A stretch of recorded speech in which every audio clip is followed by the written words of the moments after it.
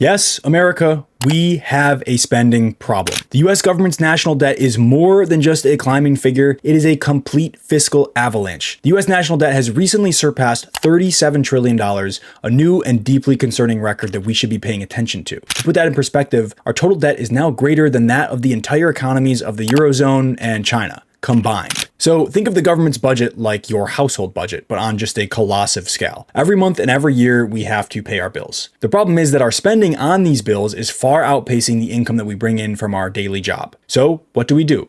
We run what's called a deficit, and we put that amount that we cannot feasibly pay onto our credit card. And now we have a credit card bill. So we carry a monthly and yearly credit card bill as well, which we are supposed to pay back at some point to someone. Oh, and that amount also has interest on top of it, which we will get into in just a second. So last year, the government ran their deficit of $1.8 trillion for the fiscal year, meaning that we spent much more than we brought in. $1.8 trillion more, actually.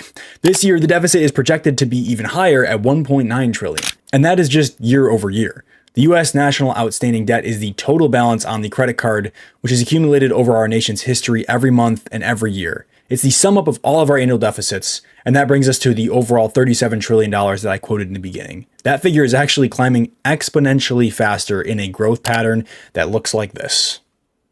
Now, if you thought that was bad, that's only half the problem. Remember the interest rate that we have on our credit card? The government also has that on their total debt. So imagine if your credit card balance was so inconceivably high that your minimum payment was nearly impossible to make. Just the minimum payment, not the total balance, the minimum payment. This year, our interest payments on the debt are projected to reach $1 trillion. To visualize this, imagine taking all of the taxes collected by the government. For every $5 that the government collects, $1 full dollar is going straight to paying interest. The government collects $5 trillion from its citizens, and $1 trillion of that, 20%, is going towards paying interest. Poof, gone.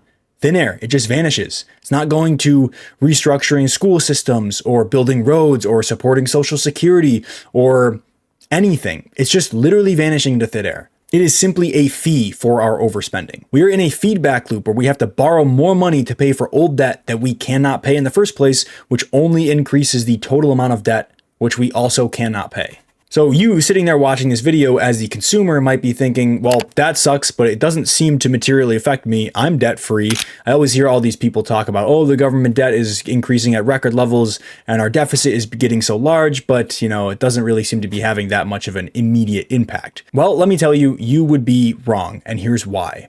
Even though you don't have a big debt bill hanging over your head, the one that is hanging over our country's head has extremely and materially affected the purchasing power of the dollar that is in your and mine's pocket. You've actually lost 99% of your original purchasing power of your dollar in less than 100 years. More on that in my next video, but that's a very important point. Just know that you have lost 99% of your purchasing power. So if you guys are interested in that topic, make sure to stay tuned for my next video, which is going to be breaking down how the purchasing power of the dollar has declined dramatically. All right, to sum all of this up really quickly, that $37 trillion debt breaks down to over $109,000 for every man, woman, and child in the United States. The government spending spree is on a completely unsustainable path, and it will eventually catch up with us. No country ever in the history of the world has successfully outran their debt.